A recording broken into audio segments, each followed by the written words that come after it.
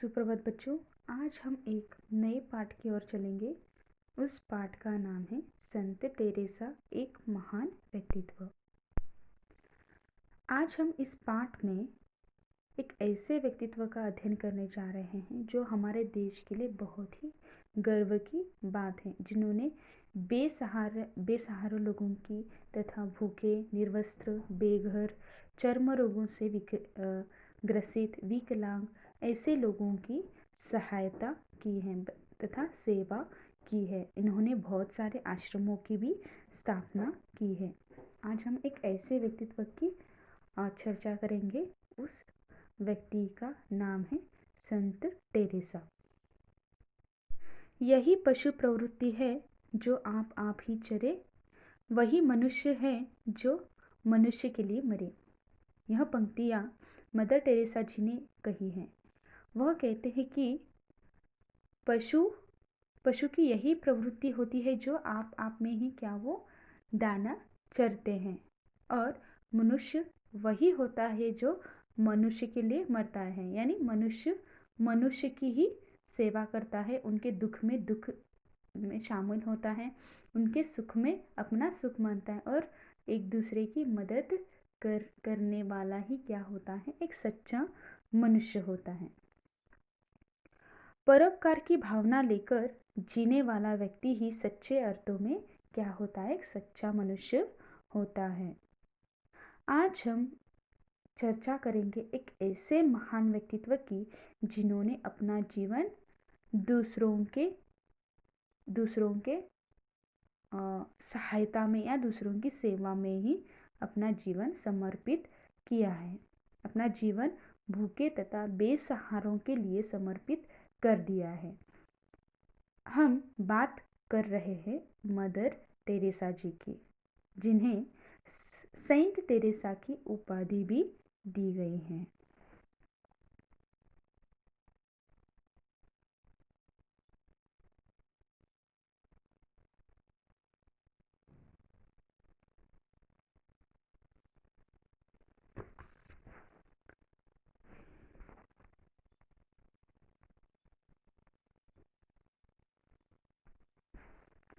Mother Teresa का जन्म 26 अगस्त 1910 में मसेडोनिया में हुआ था। इनके पिता एक व्यवसायी थे। इनके पिता क्या थे? एक व्यवसायी थे। जब ये मात्र 8 साल की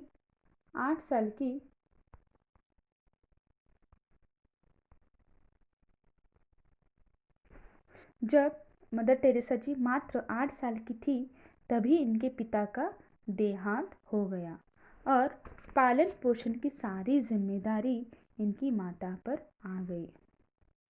इनके मदर टेरेसा जी के पिता क्या थे? एक प्रसिद्ध व्यवसायी थे। लेकिन जब मदर टेरेसा जी 8 साल की उम्र की थी, तभी इनके पिता का देहांत होता है और सारी पालन पोषण की सारी जिम्मेदारी इनके माँ के ऊपर आ जाती हैं।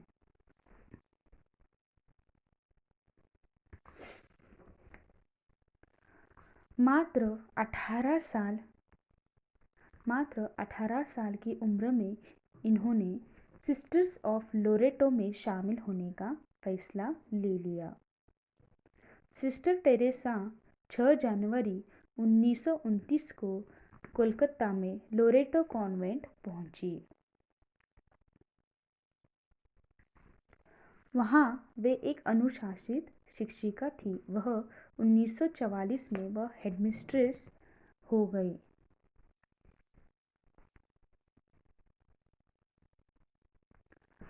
1946 वर्ष में कोलकाता में हुए हिंदू मुस्लिम दंगों में शहर की स्थिति भयावह कर दी गई। उसी समय लोगों की दयनीय हालत देखकर मदर टेरेसा ने जीवन पर्यंत गरीब बेसहारा लोगों की मदद करने का मन बना लिया। पहले सिस्टर टेरेसा 6 जनवरी 1929 को कोलकाता में लोरेटो कॉन्वेंट पहुंची और वहां पर उन्होंने एक शिक्षिका पद संभाला। उसके बाद वो 1944 को हेडमिस्ट्रेस बन गई। उसके बाद 1946 में कोलकाता में हिंदू मुस्लिम दंगों में शहर की सारी स्थिति, वहाँ पर दंगे फसाद होने के कारण शहर की सारी स्थिति भयावह यानी बहुत ही भयावह बन गई थी।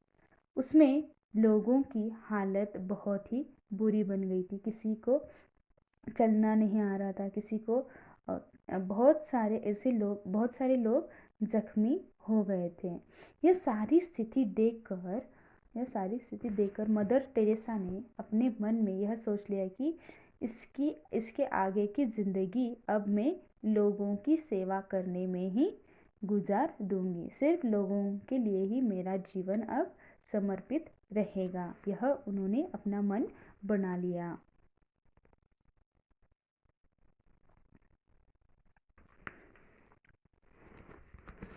इसके बाद मदर टेरेसा ने पटना के होली फैमिली हॉस्पिटल में नर्सिंग की ट्रेनिंग पूरी की और 1948 में कोलकाता वापस आई। उन्होंने फैमिली हॉस्पिटल में नर्सिंग की ट्रेनिंग पूरी कर दी, क्योंकि अब लोगों की सेवा करना है तो हमें क्या करना है कि उसका अध्ययन भी, उससे ज्ञान भी प्राप्त करना है। उन्होंने बहुत सारा ज्ञान प्राप्त कर लिया है, नर्सिंग की ट्रेनिंग भी पूरी कर दी है और अब 1948 में वह क्या आ गई, कोलकाता में वापस आई। यहाँ आकर वे ताल में एक संस्था से जुड़ी जो गरीब बुजुर्गों की देखभाल करती थी। वह वापस आकर वहाँ पर एक संस्था में जाकर जुड़ी और वहाँ पर वह संस्था जो थी, वह संस्था क्या करती थी कि बुजुर्गों की सेवा, गरीब बुजुर्गों की सेवा करती थी, देखभाल करती थी। धीरे धीरे अपने कार्य से इन्होंने लोगों का ध्यान अपनी ओर खींचा। 7 अक्टूबर 1950 को उन्हें वेटिकन से मिशनरीज ऑफ चैरिटी की स्थापना की अनुमति मिल गई। वो धीरे धीरे क्या करती है, अपने कार्य से लोगों का ध्यान अपने ओर आकर्षित हो गया और 7 अक्टूबर 1950 को उन्हें क्या मिलती है, मिशनरीज ऑफ चैरिटी की स्थापना करने की परवानगी यानी अनुमति मिल जाती है। इस संस्था का उद्देश्य था कि भूखों, निर्वस्त्र, बेघर, चर्म रोग से विकसित, विकलांग और ऐसे लोगों की सहायता करना था जिनके लिए समाज में कोई जगह नहीं थी।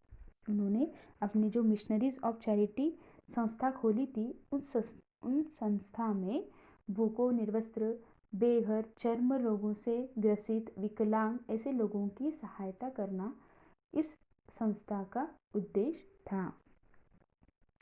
मिशनरीज ऑफ चैरिटी का आरंभ होने के बाद मात्र 13 लोगों के साथ हुआ। मिशनरीज ऑफ चैरिटी का आरंभ मात्र सिर्फ 13 लोगों के साथ से हुआ था। इसके बाद मदर टेरेसा ने निर्मल हृदय और निर्मल शिशु भवन के नाम से 2 आश्रम भी खोले। इन्होंने मिशनरीज ऑफ चैरिटी के आरंभ के बाद इन्होंने 2 आश्रम खोले थे। उस आश्रम का नाम है निर्मल हृदय और निर्मला शिशु भवन के नाम से उन्होंने आश्रम खोले।